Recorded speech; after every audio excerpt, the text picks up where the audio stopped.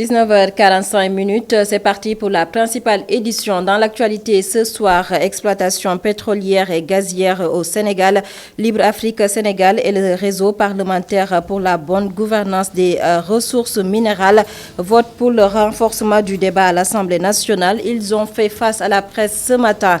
Pendant ce temps, une enveloppe de 80 millions de francs CFA a été décaissée. Objectif, former 1600 boulangers pour apporter solution au manque d'hygiène dans des boulangeries. Sur l'international, nous allons parler de la présidentielle du 31 octobre en Côte d'Ivoire, les résultats qui sont favorables à Alassane Dramane Ouattara, la situation du pays qui reste tendue avec l'arrestation de plusieurs leaders du comité de transition. Également, nous allons faire le point sur la présidentielle aux États-Unis ce 3 novembre, jour de vote. Qui de Donald Trump et de Joe Biden sera le 46e président des États-Unis. Un sport éliminatoire Cannes 2022, 25 lions sélectionnés pour défendre les couleurs nationales. Le Sénégal fera face à la Guinée-Bissau les 11 et 15 novembre 2020. Dans ce groupe, 3 nouvelles recrues. Il s'agit de Arial Mendy, Franck Kanouté et Pape Cheikh Diop. Voilà pour les titres. Le développement, c'est juste après ceci.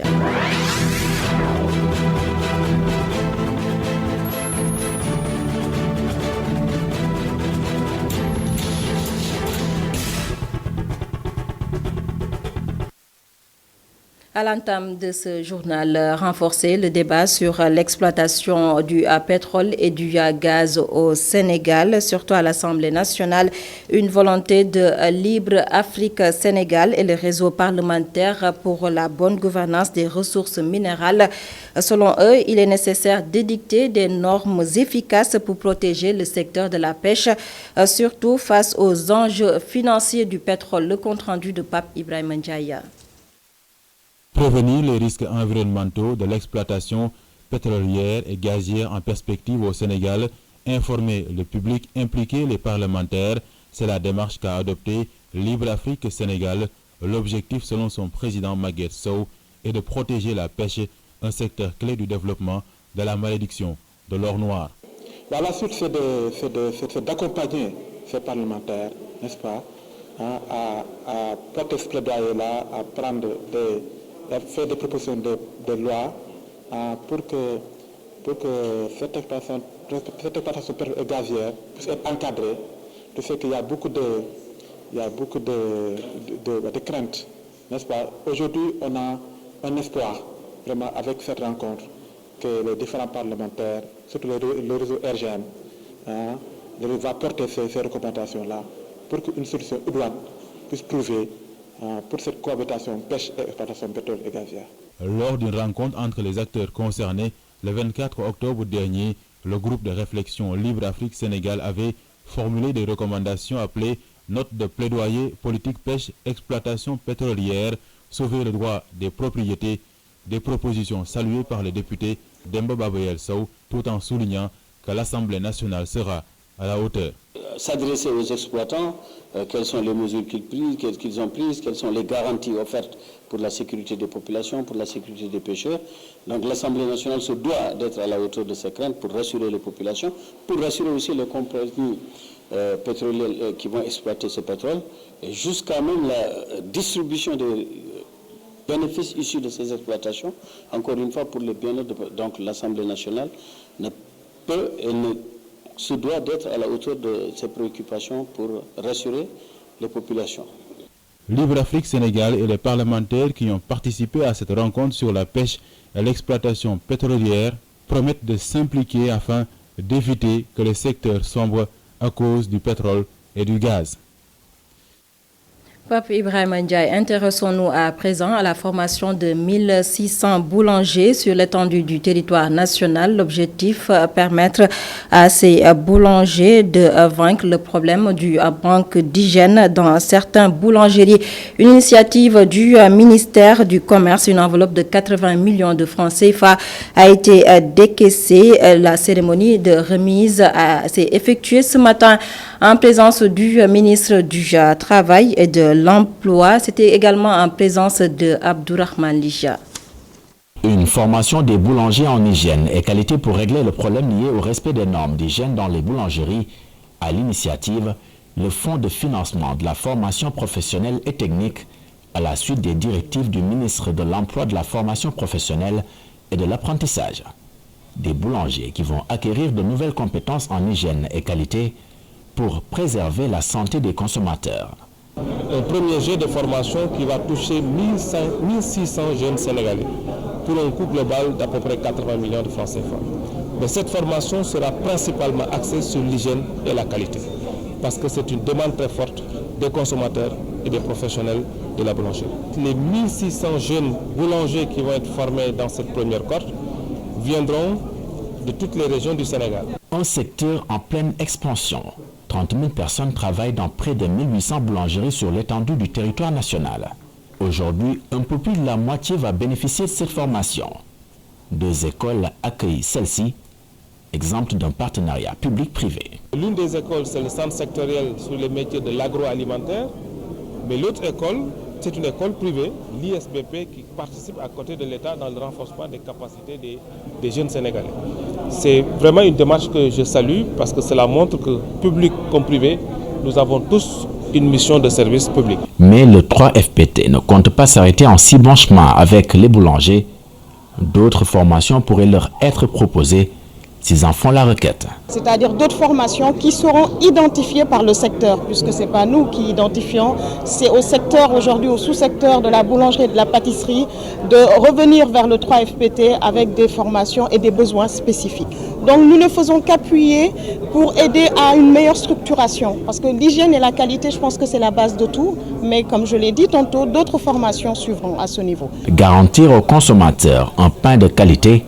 De réelles performances sont attendues dans ce sens par le ministère du Commerce, gendarme de l'hygiène et de la qualité des produits alimentaires, gendarme de l'hygiène et de la qualité des produits alimentaires des consommateurs. 48 heures après la formation du nouveau gouvernement du Sénégal, les réactions se poursuivent. Aujourd'hui, c'est au tour de Amadou Tidjane Wane. L'ancien ministre de la Culture ne soutient pas la thèse d'une reconfiguration politique. Il parle plutôt d'une entente entre les acteurs politiques. Nous l'écoutons au micro de Babacar Fall. Les Sénégalais restent donc sur leur faim, s'interrogent pour savoir quelles sont les motivations qui ont poussé et les uns et les autres à s'entendre sur le dos du peuple sénégalais. Maintenant, nous allons attendre de voir dans les jours à venir, est-ce que cela va dans le bon sens? Parce qu'on peut utiliser de mauvaises méthodes et qu'avec le temps, il s'avère que ces méthodes puissent être productives pour le bien du peuple sénégalais, parce qu'au fond, c'est ça l'enjeu. Tout ce qui peut apporter du bien au peuple sénégalais, quelles que soient les voies par lesquelles on y parvient, si elles sont licites, j'entends, si elles sont moralement acceptables, c'est bon à prendre. Mais pour l'heure, je pense que il y a eu une entente entre 2 hommes essentiellement, le président de la République Macky Sall et le président Idrissa Seck. Il y a eu une entente sous-jacente avec le nouveau parti de M. Omar Sarr. Et à mon avis, d'autres forces politiques existent, ce qui fait qu'on ne peut pas parler encore de reconfiguration, on peut parler peut-être de combinazione, ce qui veut dire un arrangement entre certains acteurs. Avec cette équipe gouvernementale de 37 ministres, le chef de l'État Macky Sall peut mettre en œuvre sa vision, le plan Sénégal émergent. Tels sont les propos de Abdoundene Sall, le directeur du Trans-Express régional, que nous écoutons au micro de Babacar Fall. Ce que les gens oublient, parce que le remaniement, c'est le président de la République, celui qui a quand même les prérogatives de faire un remaniement, de changer les ministres et tout ça. Donc moi je pense que c'est une très bonne équipe qui va quand même épouser quand même la vision du président de la République qui est déclinée quand même en programme et projet pour un Sénégal qui avance. Donc c'est un gouvernement qui qui a été rajeuni et c'est un gouvernement aussi qui sera mis au défi pour quand même avancer rapidement. Il ne faut pas oublier que nous avons un PSE, un PAP2 ajusté, accéléré. Il faut quand même des ressources humaines adéquates pour une mise en œuvre efficace et optimale et rapidement au bénéfice des populations. Mais le chef d'État, il avait une équipe, il avait une équipe qui l'accompagnait depuis 15 mois. Donc après 15 mois avec le Covid, avec quand même les impacts extrêmement néfastes du Covid, parce que nous quittons quand même une croissance homogène de 6% pendant 5 ans pour revenir à 1 à 2%, il faut quand même une réorientation. Pourquoi on a dit PAP2, ajusté, accéléré. Il faut que le président a besoin d'avoir quand même une masse importante. Une masse importante, c'est pourquoi il a fait venir Idrissa Seck, une masse importante qui l'accompagne pour la mise en œuvre efficace de ce programme. Parce qu'au-delà de la mise en œuvre, il faut de la mobilisation, il faut un accompagnement de l'ensemble des populations. Et on va pas s'arrêter sur Idrissa Seck simplement. Le président appelle à un rassemblement important de l'ensemble des Sénégalais pour quand même relever les défis de la croissance, les défis de l'emploi, les défis de l'émergence. Et nous parlons de l'hommage rendu à Abdoulaye Sow, actuel ministre de l'Urbanisme, de l'Hygiène publique et du Logement, précédemment directeur du COUD. Les étudiants saluent son travail à la tête du Centre des œuvres universitaires de Dakar. Une cérémonie s'est tenue ce matin. C'était en présence de Boubacar Dian. Nous y reviendrons certainement avant la fin de ce journal. En attendant, nous parlons des kits de fournitures scolaires et des distributeurs de gel hydroalcoolique qui ont été remis aux autorités municipales de Kédougou et de Tambacounda. L'initiative est de l'ambassade d'Israël au Sénégal. Le but, apporter son soutien ou bien apporter sa contribution dans la lutte contre le coronavirus. Le compte rendu de Mohamed Rassoul Kana. Les élèves vont reprendre le chemin de l'école. Dans cette perspective, l'ambassade de l'État d'Israël à Dakar a procédé à une remise de dons en faveur des communes de Tambacounda et de Kédougou.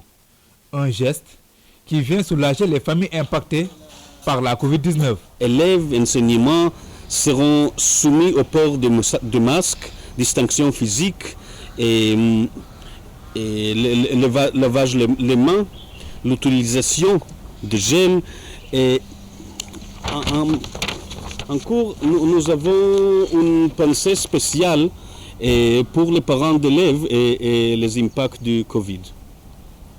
Ce matériel va soulager certaines des familles. Nous savons que les frais de scolarité greffent le budget familial. En ces périodes de crise sanitaire et de son impact économique, Israël reste aux côtés de la population sénégalaise. Le maire de Kédougou exprime sa gratitude en révélant que certains élèves risquent d'abandonner l'école, faute de moyens. Aujourd'hui, si on nous soutient à pouvoir disposer des matériels éducatifs et sanitaires, on s'en réjouit.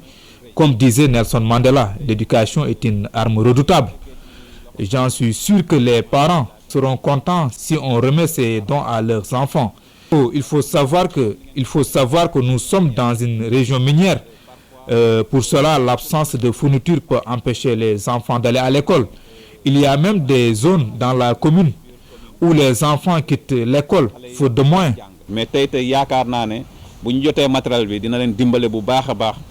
Quant au maire de Tambacounda, lui, il affirme que les dons de l'État d'Israël est l'un des rares que la commune a reçus.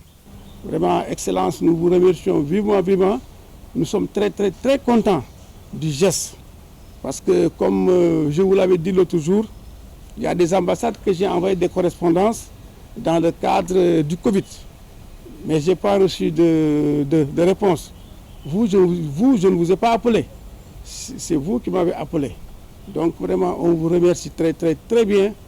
Et Inch'Allah, ces sacs écoliers et autres produits vont aller directement aux élèves. Les dons sont composés de fournitures scolaires et de kits de prévention contre la Covid-19. Cette cérémonie s'est tenue à Fan Résidence. Mohamedou Rassoul Khan, justement, nous parlons du coronavirus. Situation du jour, 3 nouvelles contaminations sur 400 tests réalisés. Retenez que tous les 3 cas sont issus de la transmission communautaire, 5 cas graves dans les services de réanimation. Un décès enregistré, 90 patients déclarés guéris. Le bulletin santé du jour, lu par le docteur Elhadj Momodou Ndiaye. Et puis, retenez que le 9e Forum mondial de l'eau, initialement prévu en 2021 à Dakar, a été reporté jusqu'en 2022, plus précisément du 21 au 26 mars. Selon un communiqué, ce report est dû à la progression de la pandémie de Covid-19. Rappelez que ce forum est placé sous le thème « Sécurité de l'eau pour la paix et le développement ». Nous parlons de tout à fait autre chose. Journée mondiale de la gentillesse. Ce comportement altruiste est célébré chaque 3 novembre, prétexte pour la rédaction de s'interroger sur si le matérialisme et le manque de sincérité ne sont pas des obstacles à ce comportement. Le sujet est signé Aminata Ba. La gentillesse. Un comportement fréquent dans la société sénégalaise, mais celle-ci s'applique assez difficilement ses habitants de Niary Tally. De nos jours, rarement on rend service gratuitement. Le plus souvent, c'est par rémunération ou bien par une contrepartie que l'on rend service. La preuve, figurez-vous, de par la circulation, rien ne se donne gratis. Tout est rémunéré. C'est ça le problème. Cet homme révèle un certain nombre de confusions autour de cette notion.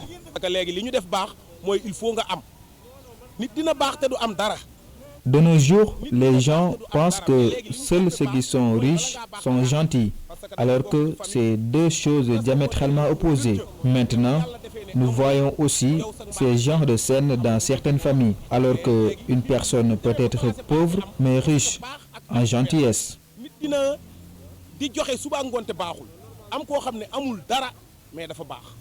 Parfois, certains comportements viennent tout remettre en question.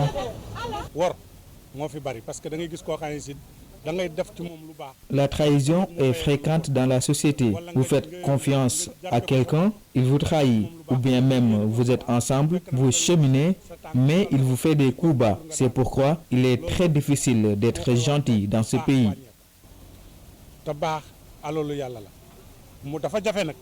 Ce 3 novembre est célébrée la Journée mondiale de la gentillesse, une valeur qui consolide les rapports familiaux, amicaux et professionnels.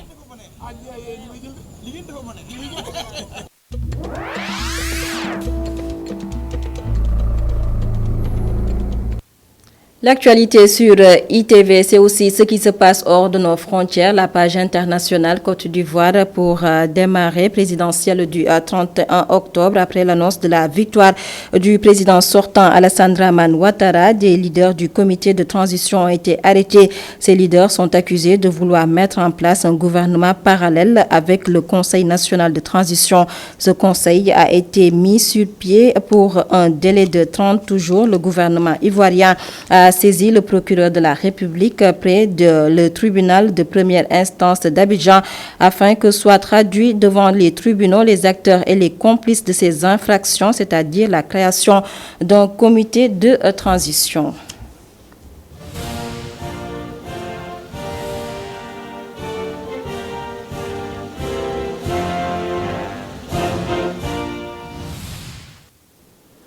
Vous l'avez compris, nous parlons toujours de présidentielle, cette fois-ci hors du continent africain. Aux États-Unis, les Américains se sont rendus aux urnes ce 3 novembre.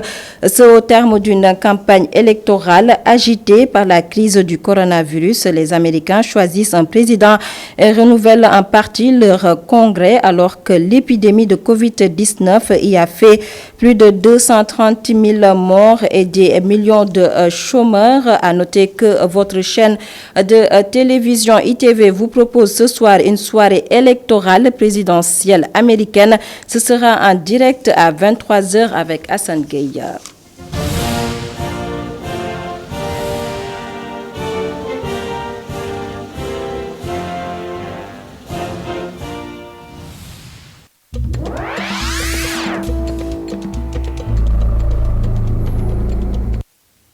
Et nous reparlons de l'hommage rendu ce matin à Abdoulaye Sow, actuel ministre de l'Urbanisme, de l'Hygiène publique et du Logement, précédemment directeur du COUD. Les étudiants saluent son travail à la tête du Centre des œuvres universitaires de Dakar.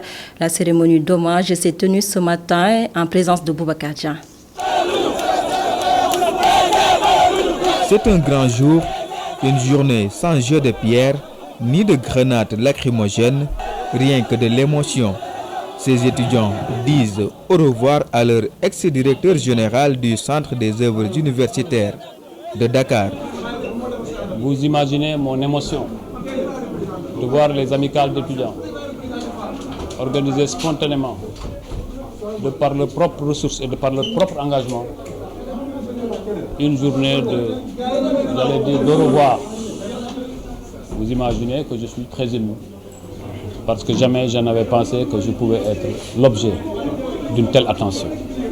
Je voudrais remercier toutes les étudiantes, tous les étudiants à travers l'amicale pour ce geste qui m'est allé droit au cœur, mais qui, je suis sûr, ira aussi droit au cœur du chef de l'État. Les étudiants manifestent leur gratitude, une émotion due au service rendu par le désormais ancien directeur général du COUD.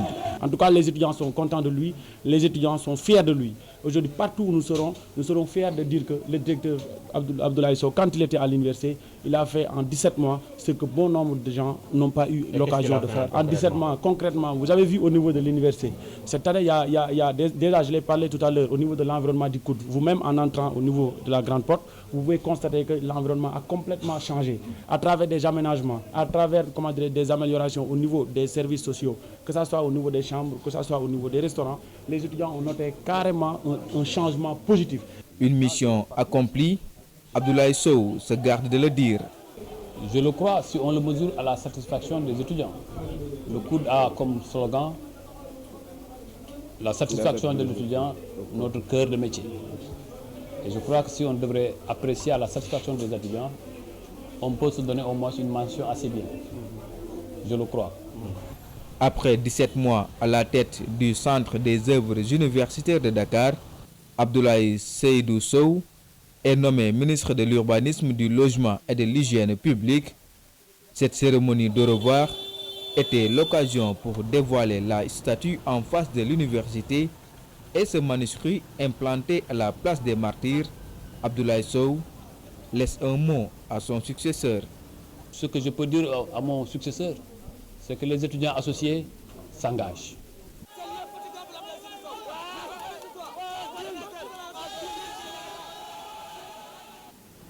Abdoulaye Sow, actuel ministre de l'Urbanisme, du Logement et de l'Hygiène publique, par ailleurs vice-président de la Fédération sénégalaise de football. Sa nomination ne changera en rien sa passion du football, dit-il. Nous l'écoutons au micro de Boubacar Dia. Le sport, le football, c'est ma passion. Et cette passion-là, je vais mourir avec. Je prendrai un jour retraite de la fonction publique, mais je ne prendrai jamais retraite du football.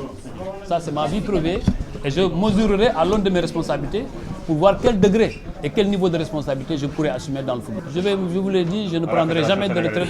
Ma posture à la Fédération sénégalaise de football dépend de la volonté des clubs et des acteurs du football. Mais ce que je peux dire de manière très claire, c'est que je resterai dans le football, quel que soit le niveau de responsabilité où je serai. Nous restons avec le football éliminatoire CAN 2022. Le sélectionneur national Aliou Cissé a publié ce matin la liste de 25 lions. Ces lions devront affronter la Guinée-Bissau les 5, les 11 et 15 novembre 2020. Parmi les 25 sélectionnés, 3 nouvelles recrues. Les précisions de Aliou Cissé. Le souci toujours de renforcer l'équipe, d'amener aussi du sang neuf. On sait que l'objectif c'est se qualifier pour la CAN 2022. Et la CAN 2022, ça se prépare aussi aujourd'hui, tout en continuant notre ligne directrice, mais apporter aussi du sang neuf, apporter de la qualité à l'équipe, apporter aussi de la concurrence à l'équipe. Aujourd'hui, le match contre le Maroc nous a donné aussi des indications. Nous sommes dans des périodes difficiles. Il y a quand même 9 journées qui sont jouées dans les championnats européens et jusqu'à présent, on a quand même sur certains postes des garçons qui ont du mal à trouver du temps de jeu conséquent pour revenir en équipe nationale. Donc Ariel Mendy, c'est un garçon qui connaît déjà la tanière, vu que je l'avais déjà invité, donc j'ai envie de dire que c'est un retour. Eliman Franck Kanouté, c'est un garçon qu'on suit depuis un bon bout de temps. Il évolue au milieu de terrain aussi, au Cercle de Bruges. Dans ce début de saison, il est intéressant avec son équipe. Donc je pense que c'est important de voir aussi comment il est capable d'évoluer avec nous dans cette équipe nationale. Le deuxième, c'est Moustapha Nam, qui est plus connu ici au Sénégal. C'est un garçon qu'on connaît, vu qu'il a gagné l'UFOA l'année dernière, si je me rappelle bien, avec le groupe de Seigne Saliou.